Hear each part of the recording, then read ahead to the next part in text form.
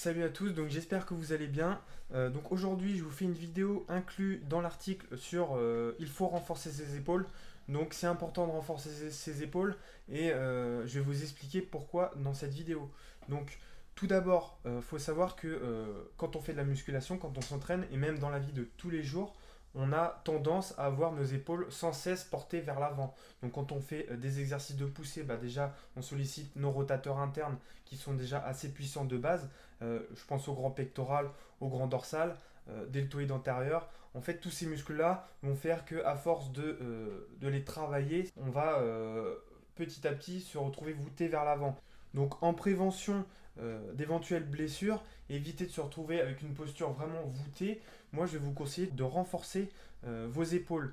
Donc ça c'est quelque chose qui est vraiment important pour moi et je vais vous expliquer lesquels muscles sont concernés. Donc en fait, sur votre omoplate, donc on appelle la scapula maintenant, donc de chaque côté vous avez une scapula et sur la scapula vous avez quatre muscles. Donc ces quatre muscles-là, c'est ce qu'on appelle la coiffe des rotateurs. Donc, tout d'abord, on a le subscapulaire qui empêche les déplacements de la tête humérale vers l'arrière de l'épaule.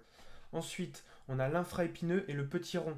Donc là, il s'agit de deux muscles qui sont rotateurs externes, c'est-à-dire qui vont effectuer la rotation vers l'extérieur de votre humérus.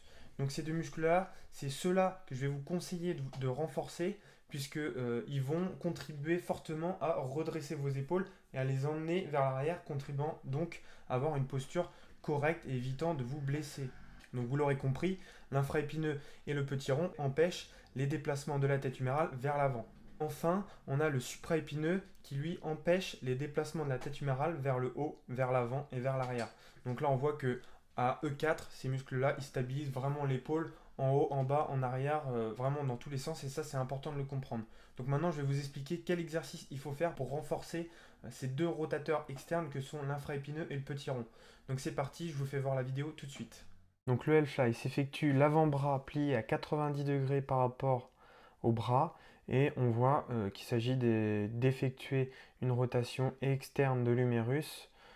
Vous pouvez effectuer l'exercice aussi bien à la poulie réglable que comme moi à l'élastique ou alors tout simplement sur un banc à plat avec un haltère dans la main.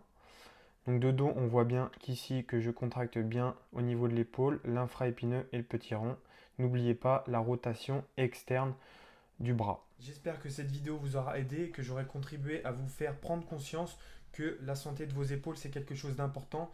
Donc n'hésitez pas à inclure du L-Fly dans vos séances. Sur ce, moi je vous dis à la prochaine et surtout prenez soin de votre santé. Salut à tous.